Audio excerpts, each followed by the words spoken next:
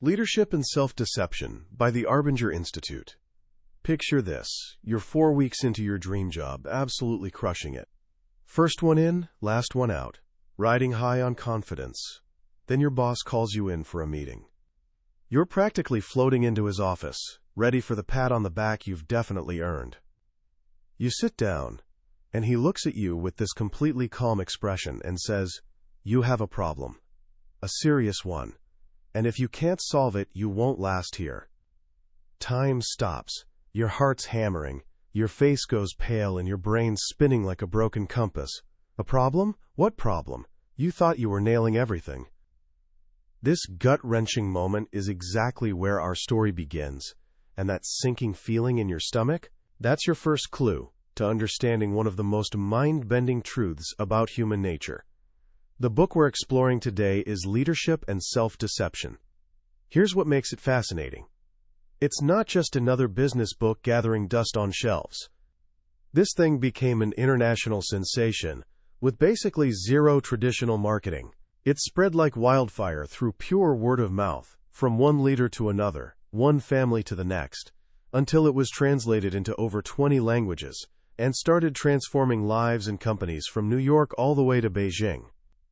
The authors, a collective of brilliant minds called the Arbinger Institute, spent decades wrestling with this monster of a question. Why do we keep shooting ourselves in the foot? Why do we create the exact problems we complain about? What they discovered is almost ridiculously simple, yet powerful enough to shake the foundation of how we understand our relationships, our leadership, and our results. What you're about to hear isn't just bullet points and takeaways. It's a journey. By the time we're done, you'll understand this hidden psychological trap that's probably behind almost every conflict in your life, whether it's butting heads with your parents or getting frustrated with your coworkers. Even better, you'll discover the surprisingly simple secret to breaking free. This goes way beyond leadership books. This is about seeing yourself and everyone around you with a clarity that might actually blow your mind. So let's step into that conference room with Tom Callum, a guy who's about to discover that his biggest enemy is the one staring back at him in the mirror. Tom Callum knew how to win. Smart, ambitious, with a work ethic that could put anyone to shame, he'd just landed a senior management role at Zagram Company, a place he'd been dreaming about for years. His first month? Absolutely stellar. He outworked everyone, outshone everyone, convinced he was on the express elevator to the top. So when the legendary executive vice president, Bud Jefferson, summoned him for an all-day meeting, Tom was ready to cement his status as the company's next superstar. But Bud didn't lead with compliments. He led with that verbal gut punch, "You have a problem." Tom felt like he'd been slapped. A problem? What on earth could it be? Bud kept going, his voice steady but unflinching. "Everyone at work sees it. Your spouse sees it. Heck, I'd bet even your neighbors see it. The real issue? You have no idea it exists. This is self-deception in its purest form. We're not just talking about having a problem. We're talking about being completely blind to the fact that we have it." As Bud explains, this blindness is the silent killer in any organization, and honestly in any life. Instead of launching into a lecture, Bud tells Tom a story from his own past. Back when he was a young lawyer, fresh into fatherhood, life was good. His wife Nancy and their newborn son David were everything to him. But then his prestigious law firm yanked him away to San Francisco for this massive project, just days after David was born. Leaving crushed him, but he went anyway, determined to do what needed to be done. The firm stuck him in an office on the 21st floor while everyone else, the real action, was happening on the 25th floor. So Bud buried himself in work, pulling 20-hour days, living on deli sandwiches from the lobby. In his mind, he was the most dedicated person on the entire deal. After all, he'd abandoned his newborn baby. He was grinding away in isolation. He was working brutal hours. From where he sat, he was basically a martyr. But was he actually focused on the project? Bud admits he wasn't. He almost never went up to the 25th floor where the crucial negotiations were happening. He missed critical updates and got chewed out for it. He didn't even realize the team was being fed around the clock, right upstairs. Sure, his body was there, but his mind and heart checked out. He wasn't protecting the client. He was nursing his own misery, his own sense of sacrifice. Here's the killer question Bud throws at Tom. If someone had accused me back then of not being committed, do you think I would have agreed? Not a chance. Bud would have fought back. He'd have pointed to his brutal schedule, his sacrifice, his isolation. He saw himself as the hero. The real problem wasn't that he lacked commitment. The real problem was that he couldn't see that he lacked commitment. This, Bud explains, is what it means to be, quote, in the box. When we're in the box, we're living in a warped reality. We become the center of the universe, and other people, they turn into objects.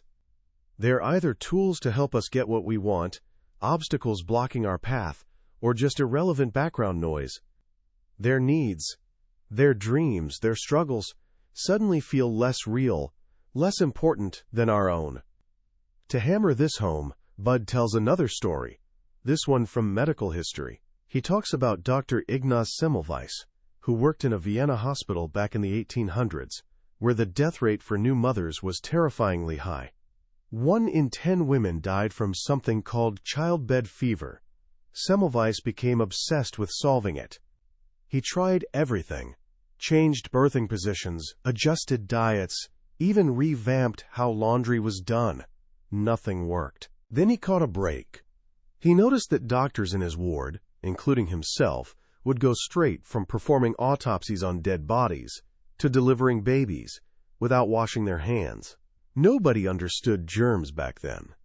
Semmelweis theorized that invisible particles were being transferred from corpses to living mothers. He made everyone wash their hands with a chlorine solution. The result? The death rate plummeted to 1 in 100. The horrifying truth was that the doctors, the very people trying to save lives, were the ones killing their patients, and they'd been completely blind to it. Self-deception, Bud explains, is exactly like that invisible disease. It's something we all carry to some degree, and it's the root cause of nearly every people problem we face. Conflicts, lack of motivation, terrible teamwork, constant stress. We're often spreading the very disease we're complaining about. This hits Tom like a freight train. He starts thinking about his old boss, Chuck Staley, a guy who was technically brilliant but universally resented. Chuck would do all the correct leadership things, ask about your family, practice active listening, but you could always sense that to him, you were just a chess piece. His focus was always on himself. He was drowning in the box. Bud contrasts this with Lou Herbert, Zagram's legendary former president. Lou was sometimes socially awkward. He didn't always say things the right way. Once, after Bud had completed almost all his assignments, Lou publicly called him out for the one he'd missed. Later, Lou put a hand on his shoulder and said, "You're a talented man, but you won't ever let us down again, will you?" By any normal standard, Bud should have been offended, but he wasn't. He felt inspired. He could feel Lou's genuine care and belief in him. Lou wasn't attacking him. He was investing in him. Lou lived outside the box. The difference between Lou and Chuck wasn't about skills or techniques. It was something deeper, something fundamental. Lou saw people as people. Chuck saw people as objects. This is where the lesson gets really interesting. Bud illustrates it with this brilliantly simple story. Imagine you're on a flight with open seating. You snag a window seat with an empty seat next to it. As passengers stream down the aisle hunting for spots, what do? Bud confesses that he once plopped his briefcase on the empty seat and spread his newspaper wide, basically turning himself into a human, quote, "do not disturb" sign. In that moment, those other passengers weren't people to him. They were threats to his comfort. He was deep in the box. Now compare that to another flight. Bud and his wife got separated seats. As they stood in the aisle trying to figure it out, a woman from the back of the plane walked up and said, "Excuse me, if you need 2 seats together, I think the one next to me is open. I'd be happy to take one of yours." She was doing basically the same thing as Bud in the first story. sitting next to an empty seat, watching other passengers. But her internal world was completely different. She saw Bud and his wife, not as inconveniences, but as people with needs just as real as her own. She was living outside the box. Being in the box isn't about what we do. It's about what we feel underneath what we do. You can do something tough, like Lou correcting Bud, and be totally outside the box. And you can do something nice, like apologizing, while being completely trapped inside the box. Tom had to face this when remembering an incident with Joyce, someone in his department who'd accidentally erased his whiteboard. He'd called her into his office, refused to shake her hand, and coldly told her never to touch his board again. Sure, he got the result he wanted. She'd never touch it again, but he'd also crushed her spirit and turned himself into the kind of leader people fear, not follow. He'd treated her like an annoying object. He was locked in the box.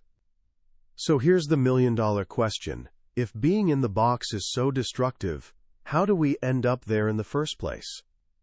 The answer is something called self-betrayal. Bud shares another deeply personal story.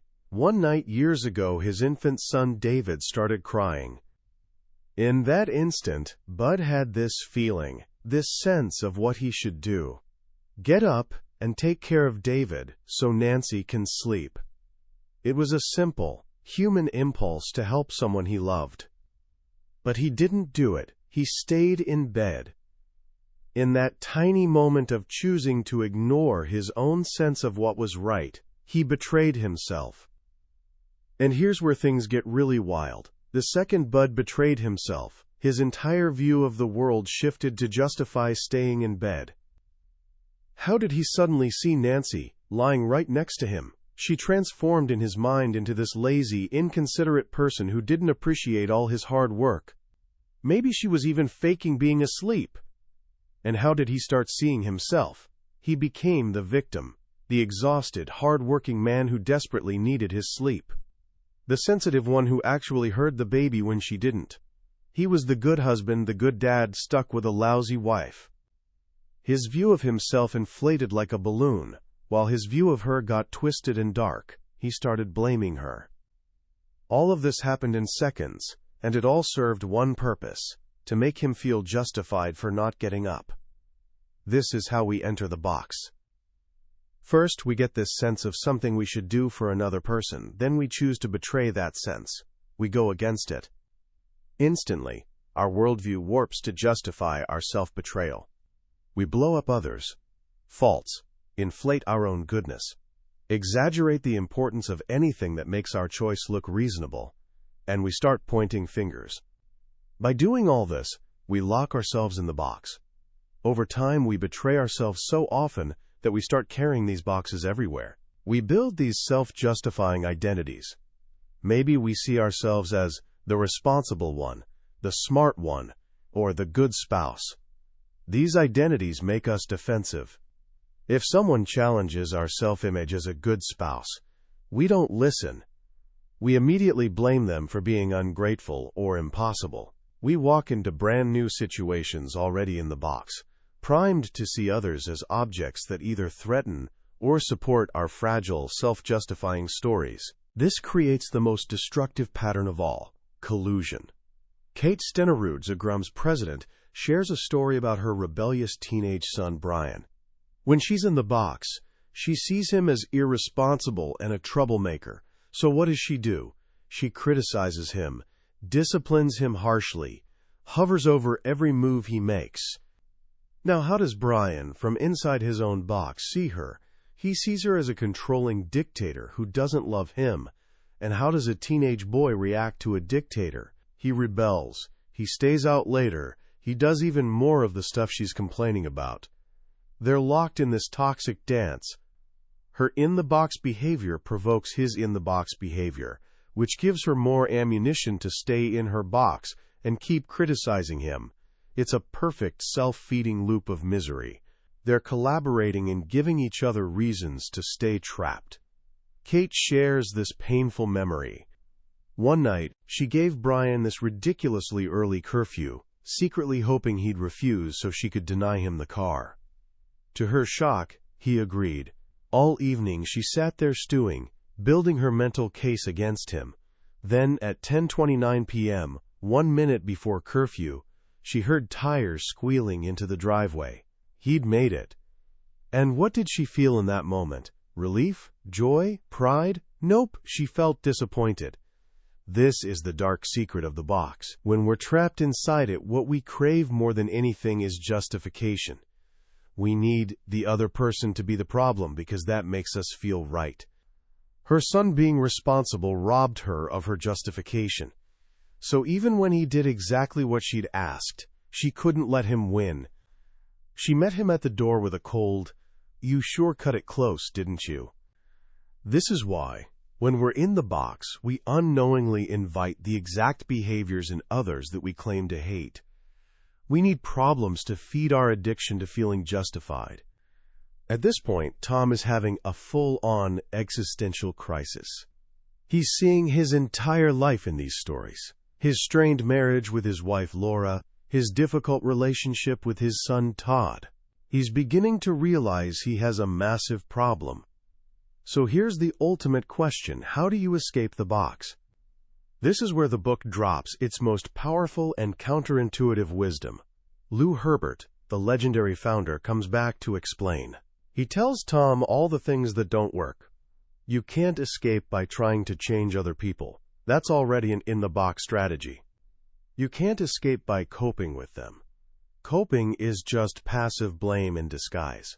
You can't escape by leaving. The problem lives inside you, so you just pack your box and take it with you. You can't escape by communicating better. If you're in the box, your communication will be soaked in blame, no matter how polished your technique. You can't escape by learning new skills. Those just become fancier tools for staying in the box. And here's the real kicker. You can't even escape by changing your own behavior. Why not? Because any behavior you decide to change while you're in the box is just a new strategy for staying in the box. It's still all about you. Apologizing when you don't mean it. Being nice while feeling contempt inside. These are just sophisticated manipulations. Tom is completely stumped. If none of that works, what does? Lou smiles. You already know, he says. He asked Tom to think about the night before. After his first intense day of meetings, Tom went home. And for the first time in years, he didn't feel that familiar resentment toward his wife and son. He barbecued for them. He asked his son Todd to teach him about tuning cars, something he'd always dismissed before. He actually connected with them. He was outside the box. How did it happen? Did he decide to change his behavior? Nope. Something changed inside him. The way out of the box isn't about doing different things. It's about being different. The box is a state of resistance. It's when we're actively resisting another person's humanity. The moment we stop resisting, the moment we genuinely see another person as a person, with needs and hopes and fears as real and important as our own, in that exact instant, we're out of the box. Think back to Bud's story about the crying baby. His feeling to help his wife was an out-of-the-box moment. He entered the box when he resisted that feeling. Getting out is simply stopping the resistance. So where does that leave us? The desire to get out of the box is the beginning of actually getting out. The moment you question your own righteousness, the moment you wonder if maybe, just maybe, you're part of the problem, that's when the walls of the box start to crumble. Your heart softens. You see the other person clearly again. And once you're out, how do you stay out? By honoring those small, simple impulses you get to help others. You don't have to save the world or do everything for everyone. But when you get that sense, to listen, to apologize, to help, to acknowledge, you act on it. You don't betray it. Each time you honor that sense, you get stronger at staying outside the box. The story wraps up with Lou sharing his own transformation. After learning these principles, he realized his in-the-box leadership had nearly destroyed his company. He'd driven away his best people, including Kate Stenerud. His first act after getting out of the box was incredibly humble. He bought a ladder, a symbol of something he'd wrongly taken from Kate's department. drove to her house, and apologized. He asked for her help to rebuild Zagram on this new foundation. Together, they created a culture where people were held accountable not just for their own results, but for their impact on other people's results. A culture where seeing people as people wasn't some soft skill, it was the #1 strategic priority. In the final scene, Bud gives Tom his last assignment. He tells him to think about his time with his difficult old boss, Chuck Staley, but not to analyze Chuck's box. Instead, to look for his own. To ask himself, was I really focused on results, or was I focused on proving Chuck wrong? Did I offer genuine help, or did I secretly enjoy when he failed because it justified my blame? Because living this material isn't about diagnosing everyone else. It's about discovering our own blindness. It's about stopping our resistance to other people's humanity, and in doing that, finally finding our own. What an incredible journey this book takes you on. When you first hear the premise of leadership and self-deception, it sounds almost too simple. See people as people, not objects. But as the story unfolds layer by layer, you realize this simple idea has depths that touch literally every single interaction in your life. The most powerful insight for me is this concept of self-betrayal. It's the idea that our biggest problems don't start with some grand evil act. They start in the tiniest moments. The moment we feel we should listen, but we interrupt instead. The moment we know we should apologize, but our pride holds us back. The moment we could offer help, but we decide it's not our problem. In that microscopic act of resistance, we betray our better selves and the box starts forming around us. Our reality bends to make our small betrayal feel justified, and from that single seed, entire forests of conflict, resentment, and failure can grow. This explains so much about being human. It explains why two people in the same argument can have completely different memories of what happened, because from inside their boxes, they're literally living in different, self-justifying realities. It explains why we sometimes feel this weird, bitter satisfaction when someone we dislike fails. Their failure feeds our box. It proves we were right about them all along. The book challenges us to embrace this radical kind of accountability. It suggests that even when someone is genuinely difficult, our blame, our in-the-box response, isn't caused by their behavior. It's caused by our own self-betrayal. And here's the worst part. Our blame will almost certainly trigger more of the exact behavior we're complaining about. We become the architects of our own misery. So what can we actually do, starting right now? The book offers this beautifully simple path. First, learn to spot the warning signs of being in the box. Do you feel blame, justification? Do you see others as problems? Are you focused on what they're doing wrong, instead of what you can do right to help? These feelings are your alarm bells. They're the smoke that tells you there's a fire of self-betrayal burning inside. Second, when you catch yourself in the box, don't try to fight your way out with behavioral changes. You can't think your way out. Instead, shift your focus outward. Try to see the humanity of the person in front of you. Ask yourself, what are their needs, their pressures, their fears? Try to imagine their world. In that moment of genuine curiosity and empathy, the resistance inside you will start to melt. The box will begin to dissolve. And third, once you're out, act on that clearer vision. Do the simple, decent thing you feel prompted to do. It doesn't have to be dramatic. A listening ear, a kind word, an apology, an offer of help. These small acts of honoring others are what keep us outside the box and connected to the world around us. That was our deep dive into leadership and self-deception by the Arbinger Institute. We've explored the core ideas today, but I need to be honest with you. A summary is like looking at a photograph of a beautiful landscape. It can show you the scenery, but it can't give you the feeling of the sun on your face or the wind in your hair. The real magic of this book happens when you read it yourself. It's in those quiet moments when a particular story or simple phrase connects with your own life in a way you never expected. This summary is designed to help you decide if this book deserves your time. If anything we've talked about today has resonated with you, I really encourage you to grab a copy. Reading it isn't just about learning concepts. It's an experience that can genuinely transform how you see yourself, your relationships, and your place in the world. Also, if you found this summary valuable and it gave you something new to think about, please give it a like and subscribe to the channel. That way, you won't miss our next journey into another life-changing book from the Billionaire's Bookshelf. Let's keep learning and growing together.